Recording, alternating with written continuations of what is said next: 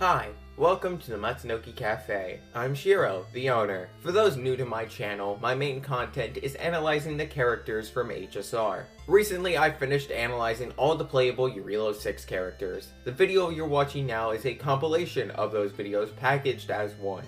A lot of people still hold Belobog's story all the way back in 1.0 as their favorite storyline in HSR, and I want to use the characters as a lens to see what merit this snowy tale has over the chapters that follow. Except for Sampo, I already covered him along with Sparkle in my Pentacoding compilation. With all that context out of the way, let's head on in.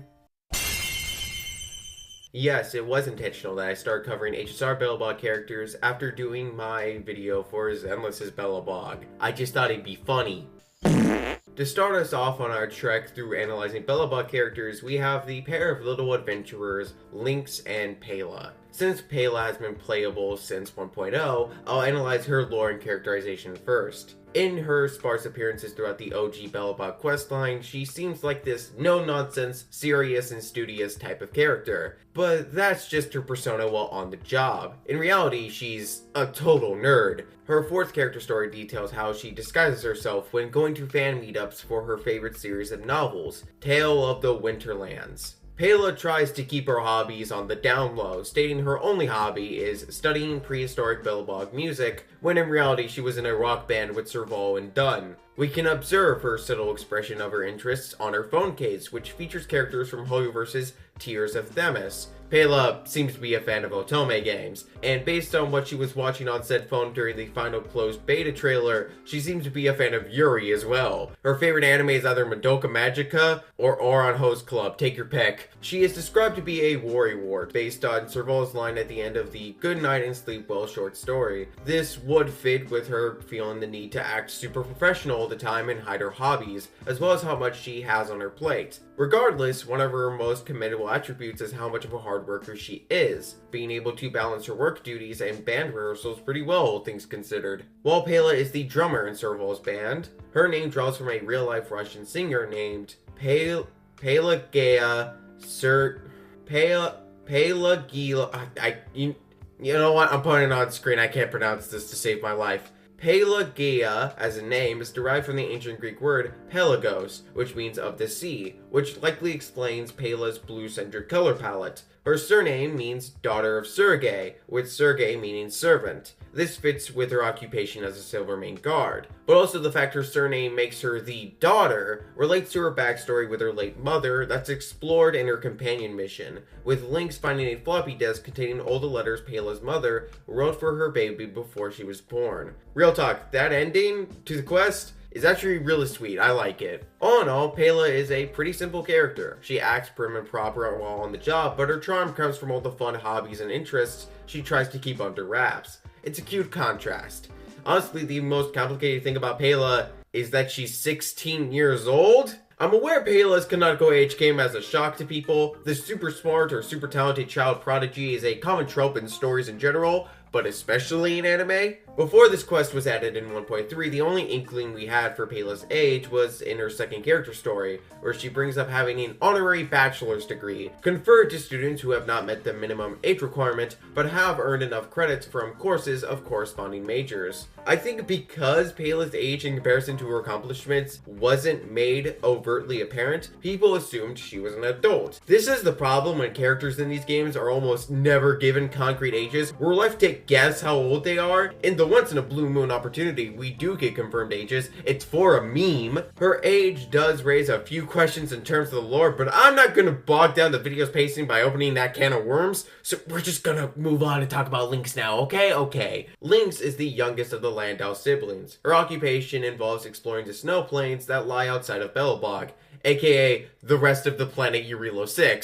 Her work mainly includes searching for and recovering artifacts and pieces of their civilization's ancient history that were lost in the eternal blizzard. Her second character story explains that, while worried for her, her older siblings gave her the equipment necessary for her to explore the harsh cold all on her own. As for her outfit she wears during explorations, the cat-themed hoodie actually connects with her name. All the Landau siblings are named after wild feline species. A lynx cat happens to appear in the corner of her splash art. The name for these cats derives from the Greek word for light, which fits Lynx's desire to explore, stemming in part from wanting to see an aurora. This naming convention isn't just something random, by the way. Their surname is a reference to Soviet physicist Lev Landau, whose first name means lion. The name Landau means land valley, which fits Lynx most of all as an explorer. In spite of her unmotivated, introverted behavior, she is a highly capable explorer. You would have to be if you were going out exploring the snowy wilderness on your own and living to tell the tale. Although her insistence on going alone does emphasize why she has such a lazy persona, to avoid as much social interaction as possible, deeming it as unnecessary. As she says in one of her voice lines, "Oh, you're worried about me always going alone? It's better being alone." Despite that, there is one person she goes out of her way to interact with, that being Pela. We see throughout their shared companion mission and the light cone Warmth Shortens Cold Nights that Lynx genuinely enjoys Pela's company. Lynx's third character story is mainly the two exchanging text messages, stating they have a tacit understanding of each other. It's really sweet seeing antisocial Lynx actually have a solid, heartwarming friendship with Pela, where they can openly share their passions with one another. Speaking of passion, one last thing I want to talk about with Lynx is how she fits the running theme between herself and her siblings. Her fourth character story makes it very clear that a running trait among the three siblings is that they follow their passion simply because they want to. To quote the story directly, Serval was obsessed with machinery and music, so she ran the workshop and became a rock musician. Gepard wanted to protect Belobog, so he became a Silvermane Guard captain. Lynx began to question why she became a polar explorer. Did she care about history, or did she do it so she could be on her own as often as possible? From watching her siblings, she realized she didn't need a big reason for her career choice. She wanted to do it, and enjoys doing it, so she'll continue to explore the snow plains. For the Landau family, matters are simple. If you want to do something, go for it. I wanted to see the snow plains, so I joined the research team. It was as simple as that. During the companion mission, Lynx opens up to Pela how she feels smothered by Gepard and Serval wanting to ensure her safety. She even mentions how pressured she feels when around them and wonders how she can make them stop treating her like a kid. However, as made clear when interacting with her older siblings in that quest, they do want what's best for Lynx and support her decisions, but they can't help themselves from worrying and wanting to be sure she'll be safe. As Pela describes perfectly, that's how families are. In this quest, Pela serves as a great foil to highlight Lynx's personality and struggles. Upon reflecting on how Pela must feel having recovered the letters from her mother, Lynx decides to see her family and apologize for how stubborn she had been acting. The quest ends on a nice note, with Lynx reconciling with her siblings, and it was thanks to both the Trailblazer and Pela. These two are pretty charming in isolation, but together they become a super fun duo that play off each other well. You know, looking back at Star Rail when it first came out, Hoyoverse was putting a surprising amount of stock into Serval as a character and a unit. To this day, she's one of only 2 4-star characters to get a full-on trailer. For reference, the other 4-star is March 7th.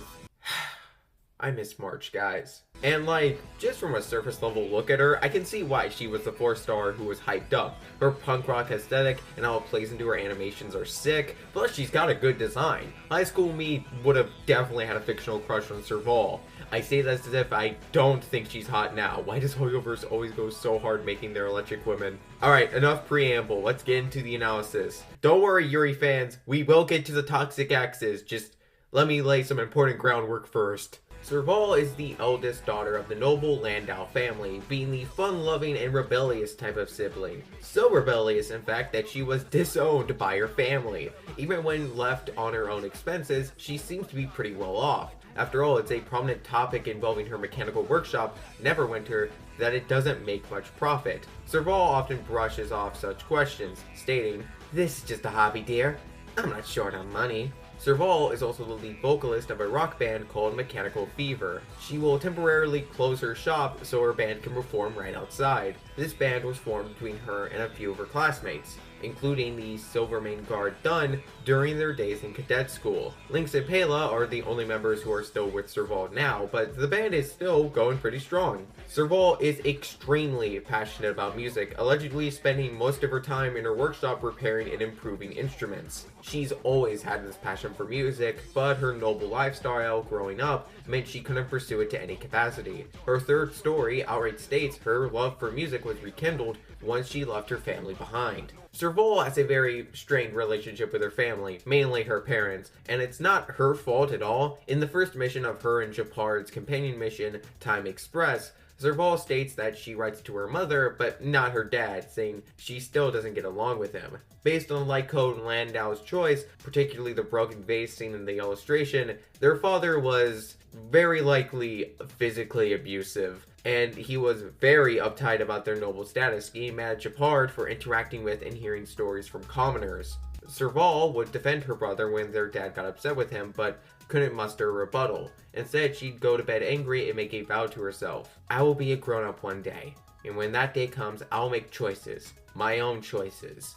Serval's defiance of her noble lineage to stubbornly express her own passion actually ties into her namesake. The feline species she's named after can be found in Africa, and it spiritually represents independence, to follow your own heart instead of following the crowd. You don't get much more punk rock than that. She claims rock and roll is her main occupation, not being a mechanic, but even then, she probably isn't making a ton of money from her impromptu concerts. Her band undeniably has fans, canonically having a pretty big teenage audience, but the only money she's making from those are likely small donations like the ones musicians get thrown into their guitar cases. So again, with her kicked out of her family and her shop not making much if any money, where's all her cash coming from? My guess is she has a boatload of money saved up from her years of being a scientist. You heard me. Players come to learn that Serval was once a very talented researcher in the Architects Technology Department. She started working there not long after graduating from cadet school with a PhD in geomero energy engineering. Before she was fired, you just know she was making her bag and saved up enough to enjoy retirement as soon as her 30s. Need me a woman like that. On the topic, I should talk about why she got fired. During her time in the scientific research division, she led a project on the Stellaron.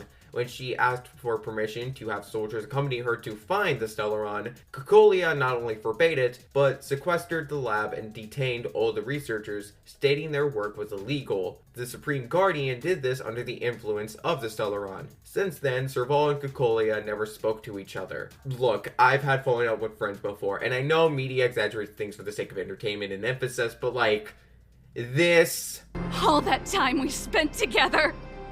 Was any of it real? It was so easy for you to just leave this world behind.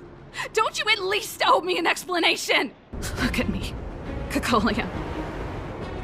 Don't you dare look away. Because I will no longer live in your shadow!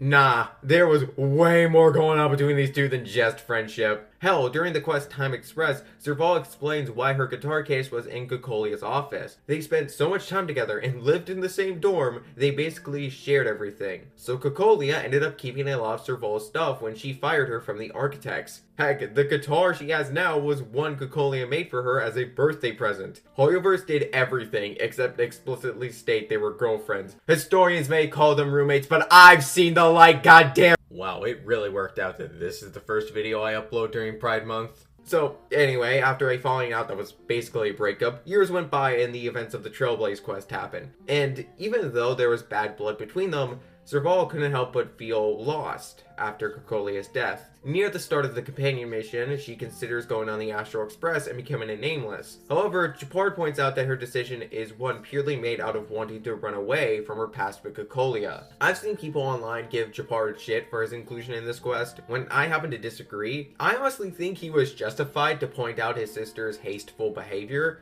Heck, Gepard's contribution to the quest was him wanting to ensure that if and when Serval left Jarilo-VI, she'd do so without leaving any regrets behind. But I'll touch on this more when I get to his video. Also, I understand people were disappointed that Serval didn't join and become a major character, but like, in retrospect, I'm glad they didn't add a new member that soon into the game's overall storyline. By that point, only the main trio had gotten any substantial screen time. I think it was the right call to wait until 2.7, nearly 2 years after the game's launch, before adding a new member to the crew. Besides, Gepard was kinda right. Serval didn't think things over much at all with a decision as big as joining the Astral Express. She mainly wanted to leave so she could run away from her complicated feelings concerning cocolia. But with help from her brother and the Trailblazer, she's given the opportunity to vent out all those frustrations. This naturally results in her changing her mind and deciding to stay in Belobog and use her talents to make it a better place. I've always found it hard to handle complex relationships.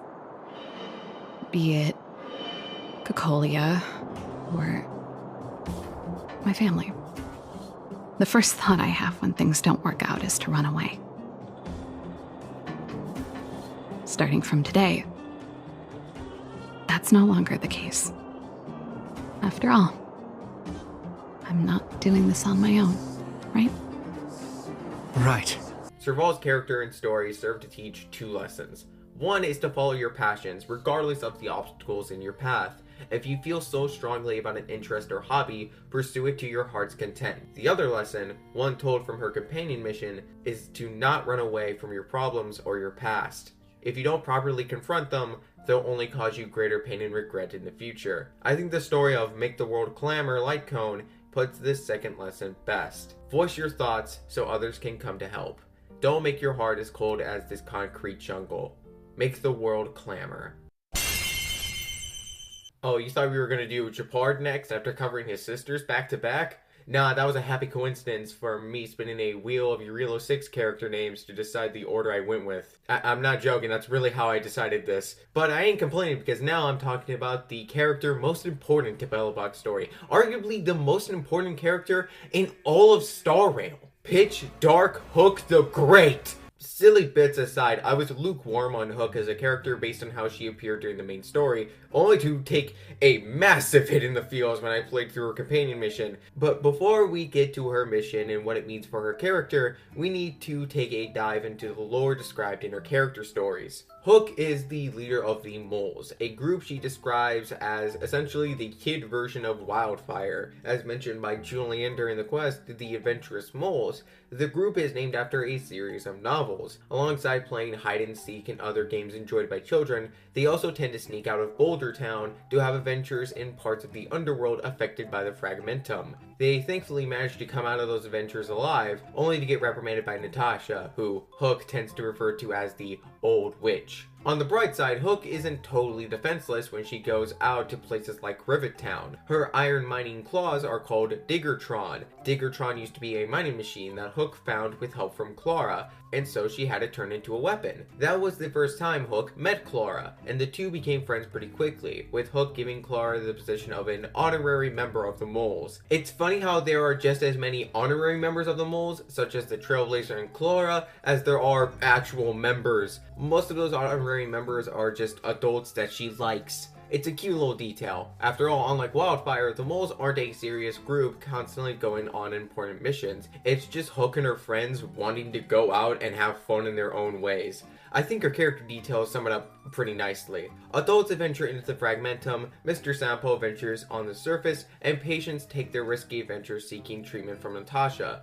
Under the leadership of Hook, children can also have their own adventures. Hook's biggest role in the story was in the quest Hide and Seek, where you play along with her and the other moles. While you could argue this bit of the overall questline is filler, I think it's a necessary piece of levity after being betrayed by Cocolia and made into public enemy #1 in Belobog. Hook's inclusion is mainly here to give us a few laughs and lower the stakes before rising them back up later. And then between that and 1.4, she had a training arc off screen and became the most elite player of Ethereum Wars. Little girl went from youngster Joey to Mount Silver Red in only a few months. months. That's insane. So Hook is mainly a comical character meant to bring some positivity and lightheartedness to the game, as child characters tend to do. But then out of nowhere, your heartstrings get sucker punched by a touching story of found family, as seen in the last 2 parts of her character stories and her companion mission. During her companion mission, we meet Fursman, her adopted father. We come to learn in her character stories that Fursman was a friend of Hook's birth parents, who unfortunately both passed away. Her mom went into the Fragmentum and never returned, presumably dying at the hands of a monster. Not long after, her dad got sick and was taken to the town doctor. They used up all their money in the hopes that he would recover. In his final moments, he asked Hook to save up money and expressed a desire to go home, a desire that would ultimately go unfulfilled. And then you get this paragraph from her story. Daddy was on his knees and crying, but I didn't understand what was going on. Daddy explained to me that Dad missed Mom so much that he went to see her inside his dreams. I asked Daddy, when will Dad wake up? Daddy just kept crying and didn't answer me. There's just something about children losing a parent and not grasping the gravity of death that breaks my soul into pieces, man. However, Hook isn't all that naive. She makes it clear in the paragraph directly below that she asked the doctor a question, which I'm led to believe was her asking what actually happened to her dad. She is aware that her parents are dead and won't ever come back, yet Fursman hasn't been able to say it to her because he doesn't want to make her sad. Hook cherishes the only parental bond she has left. She seeks to find lots of treasure so she can make tons of money and build her father a big luxurious house. She also wants to use that money to fix him, as he's getting up there in age and thus his memory is starting to get spotty. And we see that cherishment of this bond go both ways. Fursman explains during the quest Hook's gift that he never had a birthday before and didn't care to celebrate, but realized how important such an occasion was by celebrating Hook's. And so he made his birthday the same day as hers so they could celebrate the special day together. The end of that quest is so damn touching and a great showcase of the phrase, "It's the thought that counts." Both of them sold something important to them to get together a nice gift, only for it to turn out that both their gifts were now useless because they no longer had the items that went with them. Regardless, the two loved their respective gifts and will always be there for each other. And I'm sorry to play this clip in an HSR video again, but it bears repeating. Oh, I love the found family trope! Hook is a fun, charming character. She's mischievous and rebellious, but has an undeniable heart of gold. She's never annoying. In fact, she's a welcome presence every time she shows up on screen. Wherever her story goes from here is anyone's guess. Honestly, if they do a part 2 storyline that takes place sometime after we defeat Nanook, I think an adult Hook would be a great addition to the Astral Express, especially with how much she loves adventure. But who knows, she could become a walking Eon who all mortals must bow down to. I mean, she's Pitch Dark Hook the Great, anything's possible. I'm sure we'll enjoy having a ton more fun adventures in the future with her and the moles. Oh, Seele, the first ever limited 5-star of Honkai Star Rail, and so far the only limited 5-star from Jarilo-VI. I'm not kidding, by the way, after Lynx they just stopped making new Belobog characters. Really puts things into perspective, huh? Even if you are far from the ideal DPS in this current state of the game, you will never be forgotten. Mainly because that one ad is burned into our memories. You guys got a lot of nerve. Hi, welcome to the Seele Lore Analysis. If you did happen to forget that ad, I'm sorry for the brief bit of PTSD. Anyway, Seele is the most prominent character of Wildfire during our trio's initial visit to Belobog, so she got a lot of time to shine. As the first limited 5-star, she actually has a good amount of lore and characterization to dig into, so let's dive in without delay, shall we? Seele's introduction into the story does an excellent job of establishing who she is and what her character arc will be right from the get-go.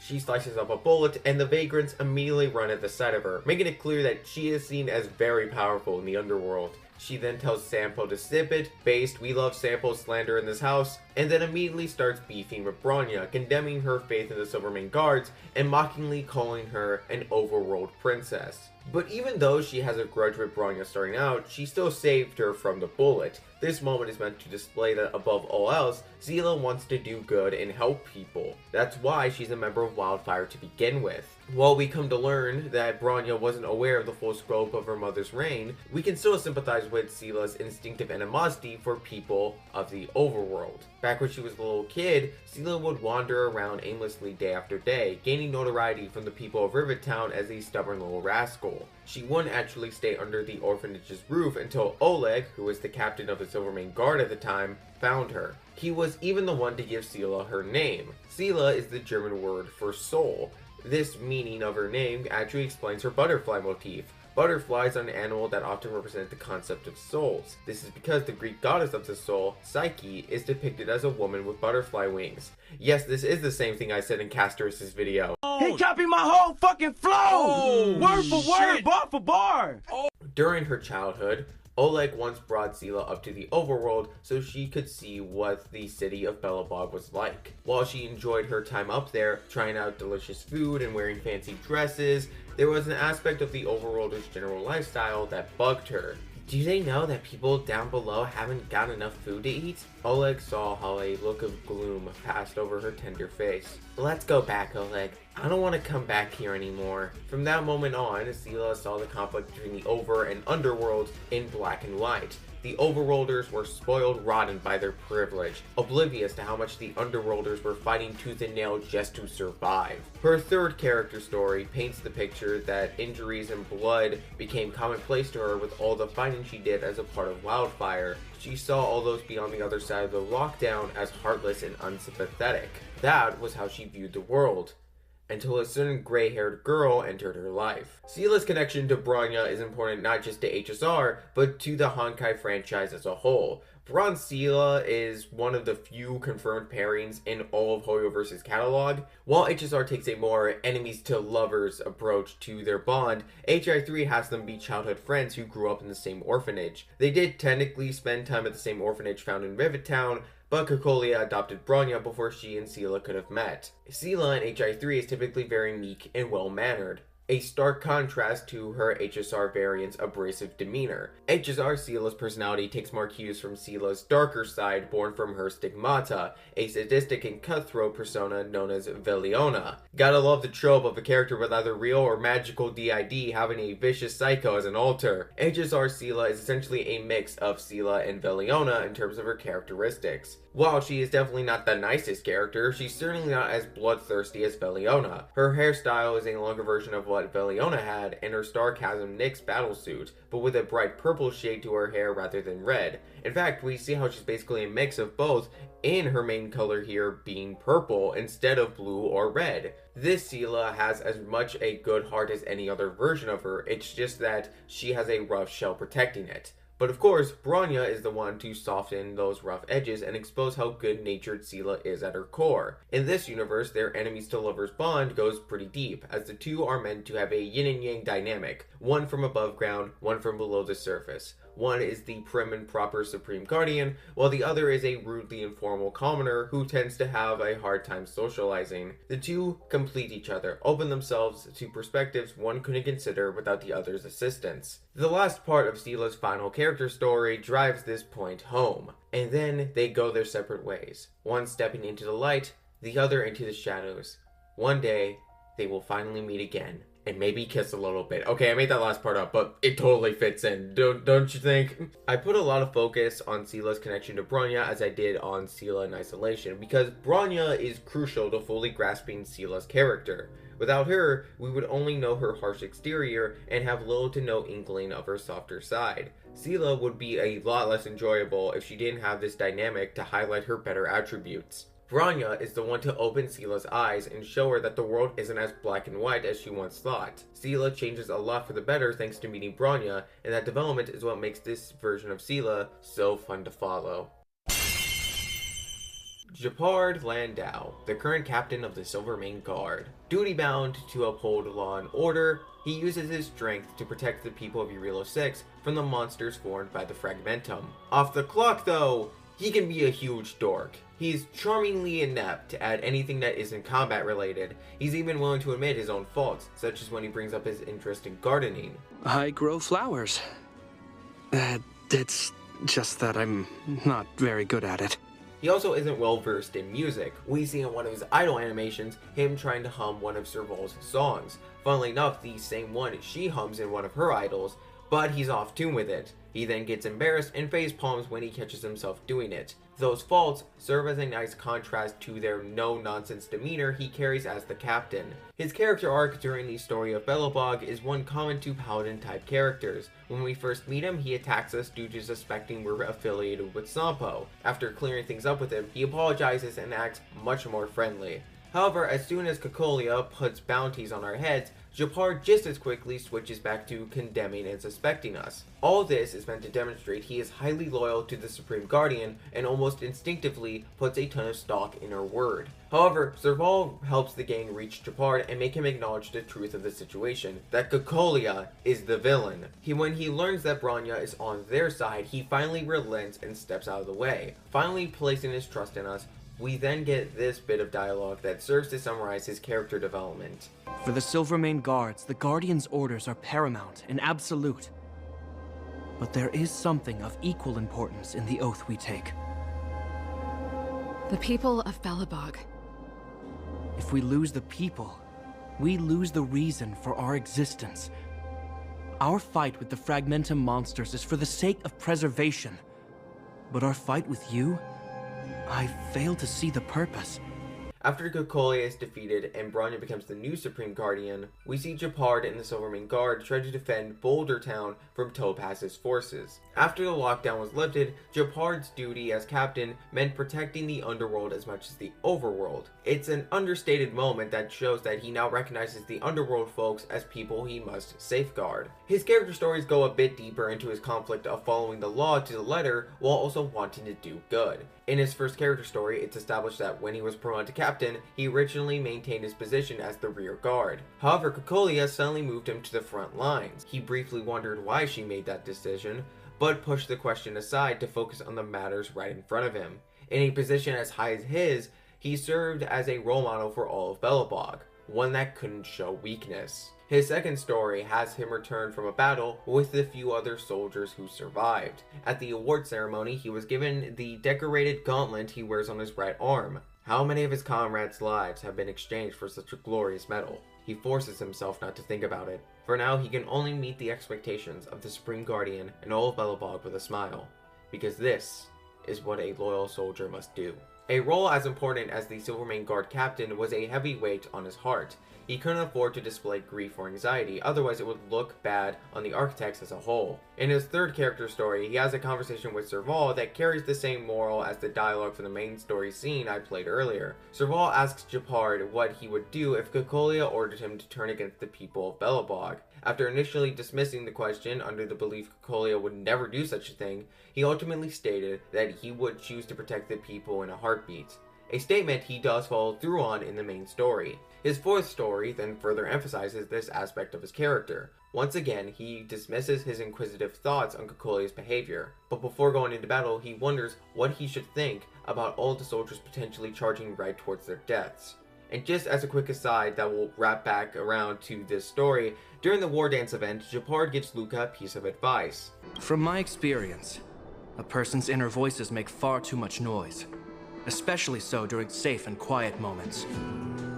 Ironically, the voices that truly matter often become audible only in moments of pain, discomfort, and peril. I think it's the inner voice that truly matters that Gepard hears during his final character story. Remember, Gepard Landau, you will defend Belobog and her people at any cost. You will not let down the people you're supposed to protect. Never bring the Landau name into shame. This time, the young captain finally finds his answer as he strides out toward the battlefield. Gepard is dedicated to protecting the people of Jarilo-VI, not just the innocent civilians, but also his fellow soldiers. He'll do what he must to make sure he and as many of his comrades as possible return alive and well. Gepard is the Russian word for cheetah, going in line with the feline motif of the Landau siblings' names. Now, this could be just an ironic name. Cheetahs are one of the fastest land creatures out there, yet Gepard takes the role of a slow tank. In some cultures, though, cheetahs serve as a symbol for protection, fitting Gepard's role as the steel wall of Belobog. His name could also be a reference to the Flankpanzer Gepard, a popular anti-aircraft tank model developed in the 1960s. Since I already mentioned Gepard is meant to be the team's tank, this may not be a coincidence. But on the topic of names, I want to touch on how he connects to the Landau family. I waited until now to bring it up, but all three siblings serve as different stances on lineage. Serval cuts herself off completely from her family, aside from her siblings, to pursue what she's passionate about. Lynx is in the middle. She accepts the family she comes from, but still wants to walk her own path. Gepard is on the totally opposite side of the spectrum to his older sister, embracing the traditions of his noble family and upholding their name as the Silvermane Guard's captain. The way he acts is the very definition of noble. In fact, this becomes a bit of an insecurity for him, as he worries he's sounding too much like their father when reprimanding Serval during their companion mission. But despite them being total opposites of embracing and rejecting their family values, they still get along. Gepard's shield, which is called Earthwork, is confirmed to have been made by his sister out of an instrument case. I touched on this in Serval's video, and it's crazy I'm about to defend a character I don't even care about that much, but it's insane to me that people consider his actions here as guilt-tripping Serval. The people who have this take, please read through the quest again. He makes it crystal clear that he would be totally fine with Serval going on board the Astral Express so long as she was doing it because she genuinely wanted to, and not as an excuse to run away from her troubles.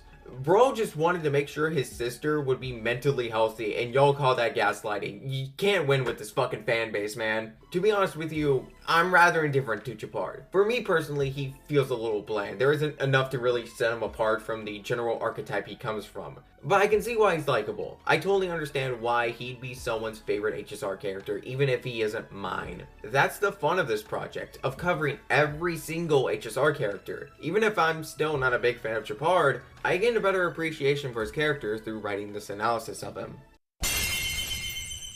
Natasha, a renowned doctor and one of few in the hello, ma'am. I can't be simping for pretty women this soon into the video. Lock in, Shiro, lock in.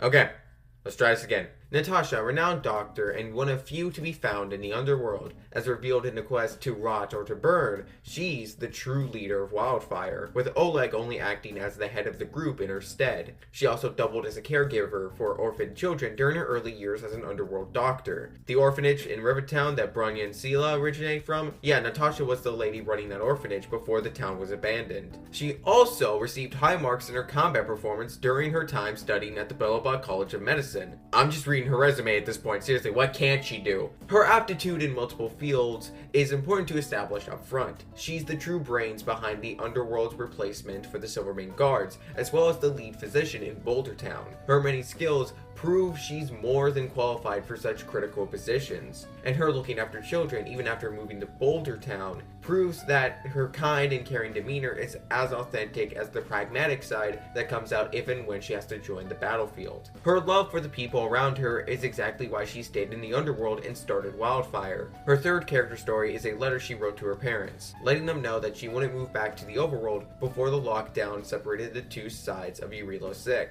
She chose to stay in the underworld to help the people there. She was willing to never see her family again if it meant aiding the people who needed her medical skills the most. Her connection to the overworld is why she gets along with Oleg and chose him as her substitute for leading Wildfire. We both came from the overworld. Maybe that's why we're so eager to turn back the clock. To return to when life below ground was no harder than life on the surface. Fortunately, the lockdown would be lifted after Bronya became the Supreme Guardian, and Natasha was able to reunite with her family, only to realize her mother was all who was left. Her father passed away peacefully, and her brother Vash presumably died from the adverse effects of his own experimental medicine. I couldn't imagine being disconnected from the family you loved for so long that you had no idea your own father passed away. But her first character story makes it clear she's become scarily familiar with death through her career. Natasha's role as a doctor is the most important one to her. After all, the Harrower family, father, mother, and brother, were all doctors. Her late father was considered to be the best surgeon in all of Belobog before his retirement. Natasha even says her family was what led her to practicing medicine herself. They respected Natasha's decision to stay in the underworld and didn't force her to take on the name Harrower.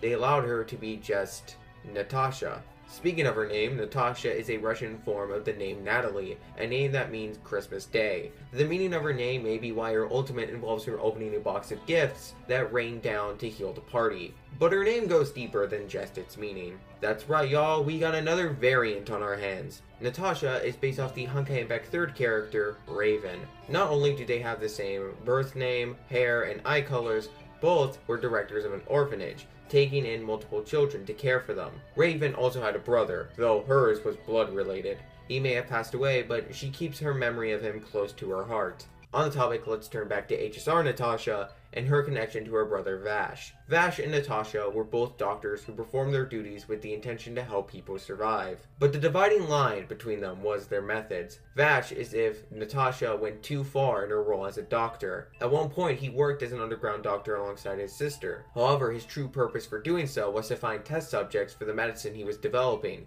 blizzard immunity. As the name implies, it was a medicine that would have helped the people of Jarilo-VI survive the glacial temperatures of the eternal freeze. He would use his experimental medicine on people affected by fragmentum corrosion to observe how they differed from ordinary non-patients. When Natasha and Oleg found out, they ultimately decided to banish him from the underworld. He would choose the snow plains as his place of exile, as it was the area, quote, he'd always wanted to conquer. In the two-part readable Blizzard Immunity Lab records, you read Vash's handwritten journal entries during his exile. He slowly withered away from the side effects of his own medicine after making himself the test subject for his experiments. But he managed to develop a version of the medicine that had no harmful side effects, which he gave out to the Silvermane guards. His experiments ultimately paid off. Blizzard immunity managed to do some good for multiple people. But Natasha makes a good point in that it doesn't redeem any of the evil experiments he did to get to that point. Regardless, being reminded of the bits of humanity her brother had, she chooses to put up a gravestone for him. She then recalls a piece of advice their father gave them. A doctor does not get to choose his or her patient, my children. Remember, never say no to those who come to you for help. Never. Vash serves as an example to Natasha for the tightrope she walks as a doctor. While it is her duty to help anyone in need, she must know her limits. The ends don't justify the means. She will continue his research into blizzard immunity, but she'll be able to prevent herself from making the same mistakes Vash did. It's a pretty clever way to tie Natasha's story into this planet's overall theme of preservation. She preserves her brother's well-meaning goal and plans to continue where he left off. Her wisdom and maturity, as seen in moments like these, show why she's such a great role model for multiple other Belobog characters. I'm sure that one day, she'll complete her brother's medicine through purely humane methods. Fun fact, Clara was my first ever 5-star in this game. I got her off the beginner banner pretty early, so naturally when I got the chance to meet her in Svarog during the story, I was excited to learn about them. Svarog in particular serves as an interesting side antagonist during the arc whose motivations relate to the concepts of preservation. We first meet the two during the quest One's Fallen into the Abyss, where they're inspecting a geomarrow vein in the Great Mine. Before Seele and the Nameless intervene, Svarog has a line that makes his intentions very clear-cut. My mission is the protection of the underworld. The trust of the minority sample is redundant to my calculations. As we learn from his memory bank in To Rot or To Burn, he was once the personal bodyguard to one Dr. Mearsheimer. Upon the doctor's passing, Svarog was left in a deactivated state for years. He would remain in that state until the third Supreme Guardian, Alexandra Rand, happened to find him while looking for the doctor's research. Figuring the robot was too useful to throw away, she chose to have him go down to the underworld and help the Geomarrow development team. The readable A Letter to All of Furnace Core Base makes a big deal about how protective Svarog is. That protectiveness is his character's most important trait. Clara's final character story has him outright state his main command is to preserve the underworld. Not just the settlements, such as Boulder Town, but the lives of the people living down there too. Seele states at one point that Svarog claims to be humanity's guardian. However, his purely logical calculations led him to rigidly follow the very definition of protection, to keep the underworld safe from conflict. He particularly wanted to ensure no conflict arose between the under and overworlds. That's why, when cocolia issued a lockdown to separate the two sides of Jarilo-VI, Svarog and the automatons under his management became a security force to ensure no underworlders managed to sneak their way up the staircase connecting the two sides. Clara states another reason he prevents the underworld people from going up is his belief that the overworld will soon be destroyed by the fragmentum. According to his calculation results, the strength of the underworlders won't be enough to prevent the disaster. His plan is to keep the underworlders away from the source of the disaster so they can survive for longer. Seeing what he and his summoned allies do in his boss fight, I can understand why no one could slip past him. Except for Sampo, but no one's stopping him, let's be real. On the flip side, we see how protective he is in a positive way through Clara. Her character stories are written in his perspective, being memory logs he recorded throughout his time spent with her. He found Clara in a landfill and decided to take her back to base to observe her and take care of her. He raised her like a father would his daughter. While Svarog acknowledged her talent in mechanical engineering, he was worried the lack of human interaction would stunt her growth. His worries were then dashed when Clara met Hook, who became her first friend. Due to growing up around automatons, Clara inherited their purely rational way of thinking. However, we see that she is still human and can act on her emotions more than her logic at times. Look no further than what happens after the Svarog boss fight during the story. After all the protecting he did for the underworld and Clara, when he's defeated by Wildfire, Clara steps in to protect him. It's here I want to go in depth about their names. Svarog gets his name from the Slavic god of fire and blacksmithing. It makes sense that a robot deeming himself humanity's guardian against the Fragmentum and the Eternal Freeze would have such a fiery namesake. And that's now 3 characters who evoke fiery imagery without actually being fire-type characters. Hold up, why are they all destruction? Clara is a name which means clear or bright. She's a bright light in Svarog's life. To him, her existence is something irreplaceable. Did you see what I did there? He predicted she would have a huge impact on the fate of Belobog, and he was right. Clara's show of emotion in protecting Svarog was what ultimately convinced him to side with Wildfire and give them the info he had on the Stellaron. His words during her final character story strongly resonate with this moment in the questline. With the results of this calculation, Clara has also proved one thing. Having true rationality is not the key to changing the status quo, but rather that her sincere and passionate emotion overturned all calculations and completely reversed Belobog's doomed fate. At the end of that character story, Svarog chooses to spend some time searching for Clara's biological family. However, Clara insists to her robotic father that she's already found her real family. She weighs the lives of machines and people to be of equal value, fostering compassion for both. We see this compassion in her side quest, where she wants to help a robot named Pascal? Oh, it's coming back. Oh, yep, here come the waterworks. I'm not even memeing this time. Pascal and their fate being up to the player's choice is an intentional reference to Nier Automata. They even got the English actress for Automata's Pascal to voice HSR Pascal. It's blatantly obvious, is what I'm saying. Just like how Automata Pascal is an alien machine that disconnected from its hostile species' network and wanted peace, HSR Pascal became sentient after Rivettown was overrun by Fragmentum and tried to repair itself using tainted machinery, which led to other automatons confusing him for being a Fragmentum monster. And in both games, the fate of Pascal is determined by the player. I'm not going into the context behind those choices for Automata because I don't want to spoil that game. In HSR, Svarog and Clara both come up with ways to fix Pascal's issue. Svarog, being the purely logical individual he is, suggests formatting Pascal's data and integrating it into the base network, so that way he would be recognized as an ordinary automaton. Doing so would wipe Pascal's individual sense of identity, making him no less sentient than any other model. Clara offers a suggestion based more in emotion. She wants to fix Pascal while still letting him retain his own sense of self. By installing a lock on Pascal's core, they can clear redundant data and set new operational programs so he doesn't hurt anyone. Svarog points out how this process would need to be repeated many times, and his memories would continuously be wiped by wave after wave of muddled information. But Clara is still willing to do it. Pascal's fate is a legitimate permanent choice for your account. I picked Clara if you were curious. Let me know in the comments who you sided with and why. Regardless, the fact these choices exist at all highlights why these two are such a strong duo. We see how these characters approach this ethical dilemma in different ways. Despite their opposing stances, the two love each other and open each other to different ways of thinking. Clara learned to be rational from Svarog and the automatons, which sounds like a sick band name to be honest, while Svarog learned through Clara that human emotion is something to be appreciated, not feared. I am aware some people wish they could play as Svarog and not Clara, but I'm fine with Clara being the playable one and Svarog being the summon. Their connection is fundamental to their likability. Either one wouldn't be as compelling as they are without the other.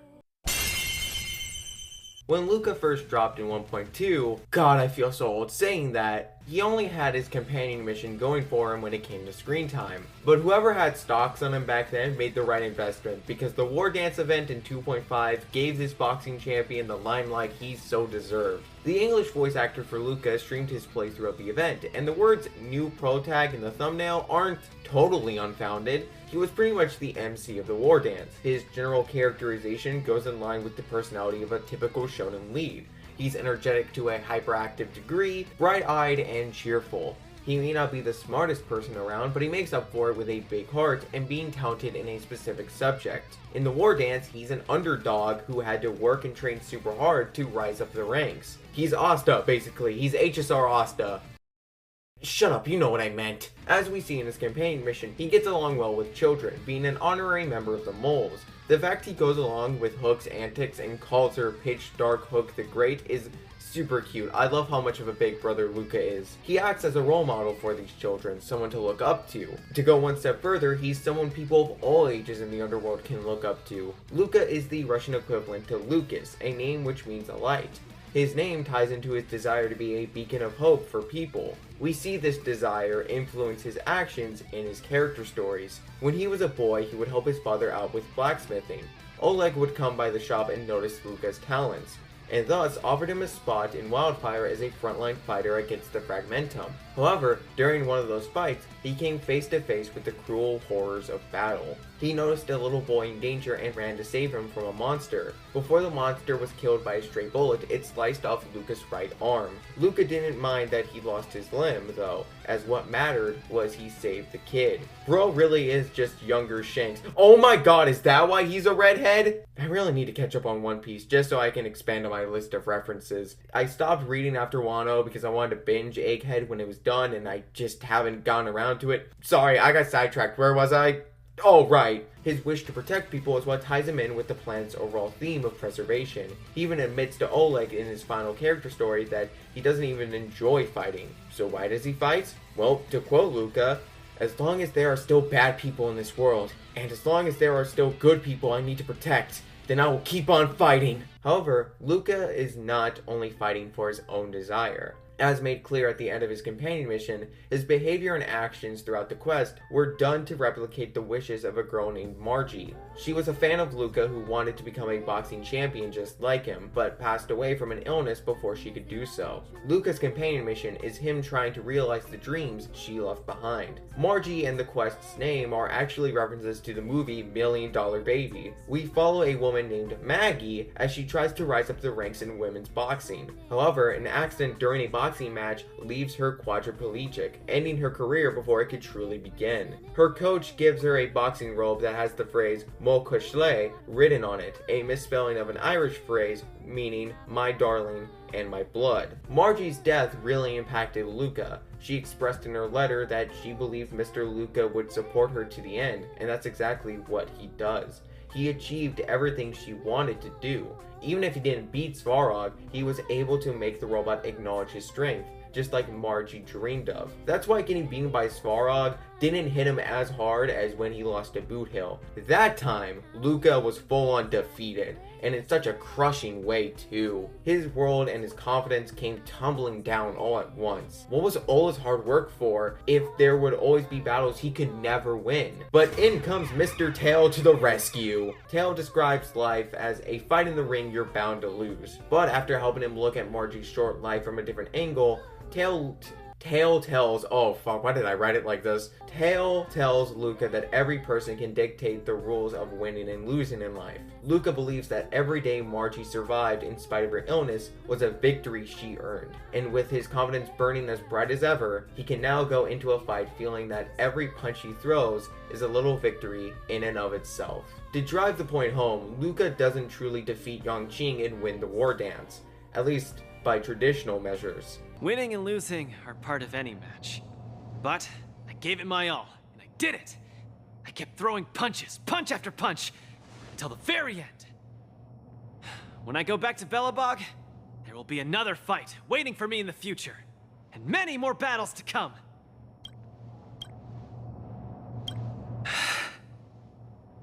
Margie, I tried my best. Just like you. I won. I don't care what anyone says, that bit of writing right there is peak fiction. I'm so glad Luka got to play such an important role in the War Dance event. As someone who was already a fan of him solely through his companion mission, the event made me love his characterization even more. His story is one about appreciating life, how every moment you're alive is a blessing. It also teaches us that trying and failing will always be better than never trying at all. There will forever be room for uplifting stories like Luka's in the world.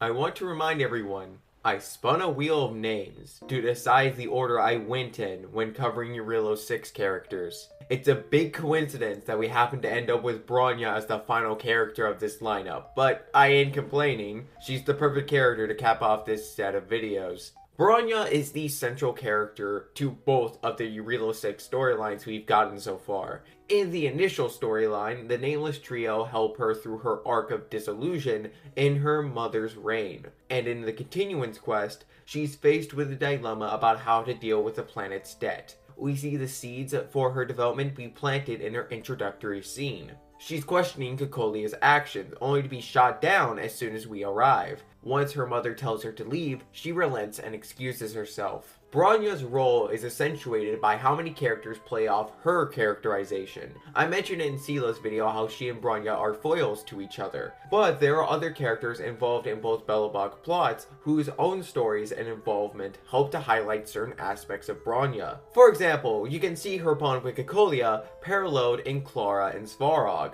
Both girls are underworld orphans who were adopted by a single parent and raised in a sheltered environment. Cocolia and Svarog promote the separation of the over and underworlds on their respective sides, abandoning the other to die off. They do this in misguided attempts to achieve what they believed was their mission. For Svarog, he was tasked with solely preserving the underworld. Meanwhile, Cocolia sought to throw away her principles of preservation to create a whole new world over the ruins of Belobog. However, while Clara is able to convince Svarog to lift the birdcage he had kept the Underworlders in and cooperate with Wildfire, Bronya's attempts to reach a mutual understanding with Cocolia end in total failure. The juxtaposition, with Clara successfully reaching her parent, is what makes this conflict between Bronya and Cocolia all the more tragic to watch. The game makes it clear that Cocolia is the most important bond Bronya has had for a majority of her life. Their mother-daughter connection goes beyond HSR, as Cocolia has consistently been a mother figure for Bronya in their many iterations. In HI3, she founded the orphanage where Bronya and Seele, among other kids, grew up. In HSR, however, Cocolia adopted Bronya alone from the Underworld orphanage, and thus she and Seele never met until much later in their lives. The dynamic between Bronya and Cocolia is the strongest showcase of Belobog's prevalent theme of preservation. Preservation doesn't purely involve protecting anything in the physical world. It can also apply to prolonging the existence of metaphysical concepts like people's ideals. They use the conflicting elements of fire and ice to convey such a message. You would think that ice would be the perfect element to represent preservation, since it freezes things in place. But that's exactly why it's the opposing element to preservation on Jarilo-VI, as stagnation is exactly what led to Belobog society being on the brink of ruin. While ice represents the planet's chilling death, fire represents the embers of life wanting to overcome the eternal freeze. Cocolia believes that Belobog as it is now must be destroyed to bring about something better and new. She summons Elisa Rand's lance, but has it frozen over.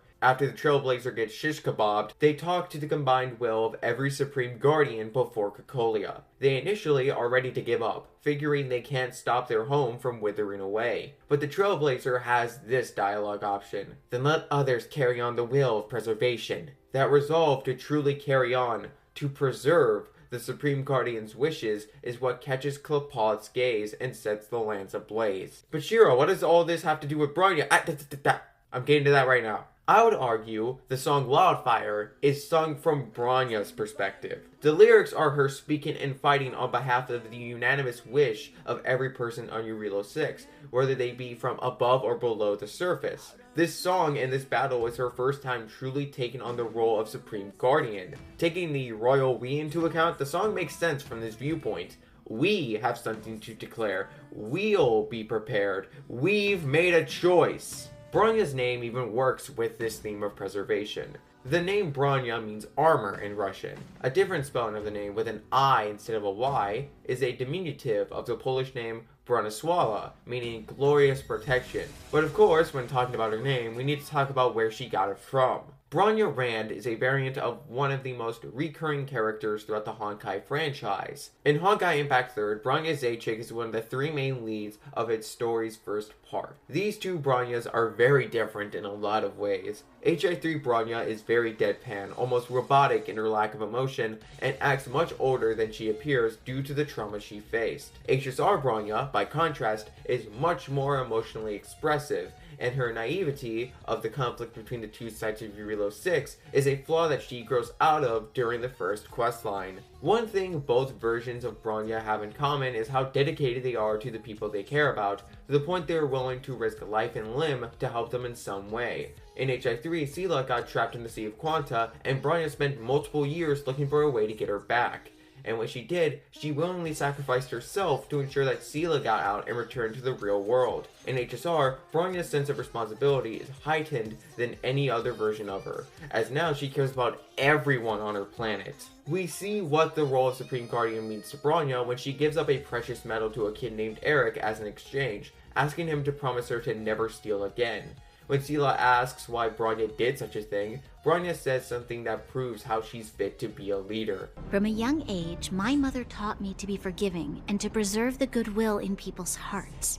Even if I am but a small glimmer of light in this world, I must try my best to shine brightly for others. I must give him a chance, Seele, because other people can't. We also see this trait of hers present in her third character story. A private in the Silvermane Guard sacrificed himself to protect Bronya. While attending his funeral, Bronya expresses her grief to Gepard, wishing she could have swapped places with him. Gepard's response is that learning to bear these heavy burdens is the only way to become a true leader. Bronya wants to preserve the livelihood and wishes of her people. We see this desire of hers come to a head when confronted with the planet's massive debt to the IPC. She at one point considers signing the contract so the corporation wouldn't use strong measures against her people, but thanks to the Nameless's help, she realizes that preserving her people's freedom is more important than anything else. Topaz is another parallel to Bronya, going through a similar arc of disillusionment. Bronya helps Topaz realize that just like cocolia, the IPC isn't this flawless system following the path of preservation. With that knowledge, Topaz chooses to revolt against the system to do what she believes is the right thing. But there's a more poignant aspect to Bronya's character that ties into concepts of preservation. Even after everything that went down in the first Belobog questline, she wants to preserve the positive opinion and memories of her mother. For the entire first half of the Belobog storyline, Bronya goes from a commander who has near absolute faith in her mother to a girl whose image of her parent is shattered when she's exposed to the despairing ramifications of Cocolia's catastrophic decisions. However, even after all that, she couldn't give up on her mom. When Bronya goes back to the overworld to talk to Cocolia, Seele hands us a letter she left behind. Madame Cocolia raised me up, and I will never be able to repay her kindness. She taught me countless life lessons and virtues, as well as how to defend Belobog and its people. Even though she has lately made decisions that puzzled me, I can't let go of all the precious memories I have with her. Even if Bronya was sheltered and had all her decisions made for her by others, she still loves her mother and thinks back on their time together fondly. Despite Cocolia's faults and the Stellaron's influence, she loved Bronya, regardless of the fact they weren't blood related. It means a lot that when Cocolia questioned the Stellaron for the first time in a long time, it was when Bronya was taken to the underworld.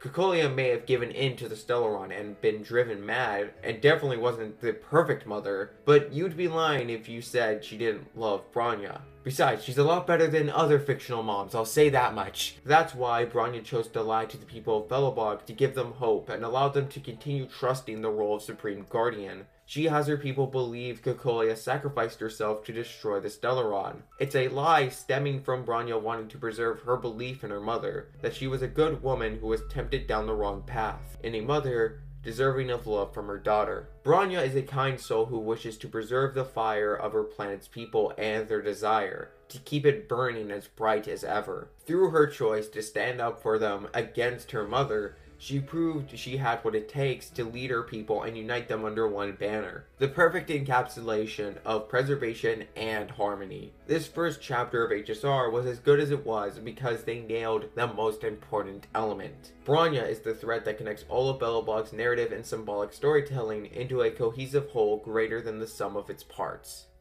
Looking back on Jarilo-VI and the characters we've gotten from it, I can see why it hooked so many players in. I used to be really critical of this game's verbose writing style, but after distancing myself from a lot of the wider gacha content sphere, I've grown to not mind how prolix HSR tends to be with its more recent story offerings. Getting essay-level depth into a character's mindset and philosophies are things that a lore-focused player like me loves to sit down and mentally dissect.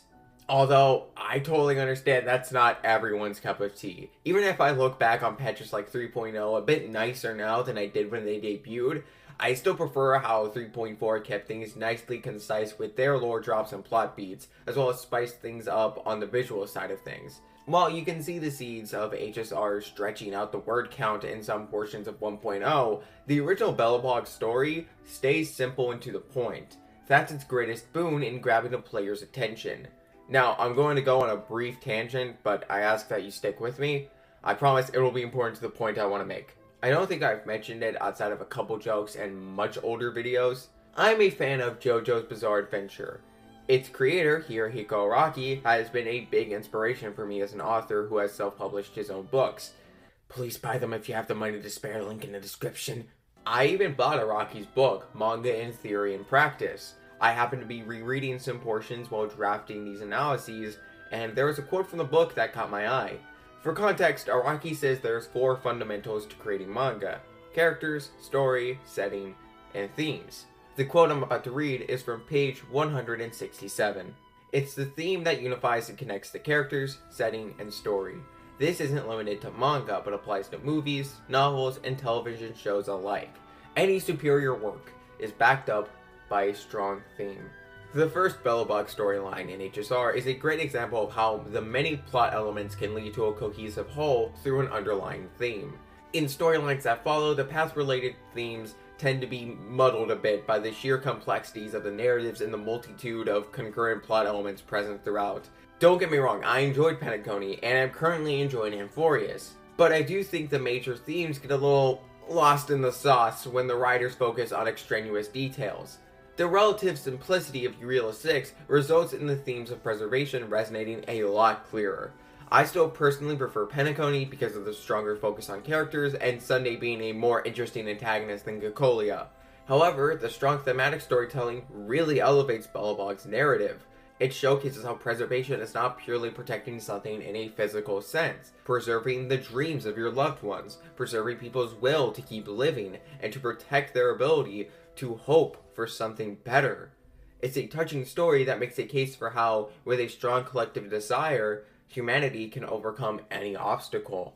I've become a lot more appreciative of Jarilo-VI through doing these videos. As the first chapter, it sets a really solid example of what to expect from the stories of these planets.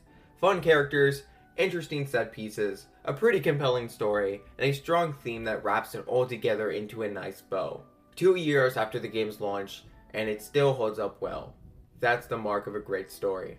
And that's all I have to say. Thank you for watching the video until the end. General YouTuber stuff. I ask that you consider liking the video, leaving a comment, and sharing my content around to help the channel survive in the ever-changing YouTube algorithm. I hope you enjoyed your time at the Matsunoki Cafe today. Until we meet again, take care.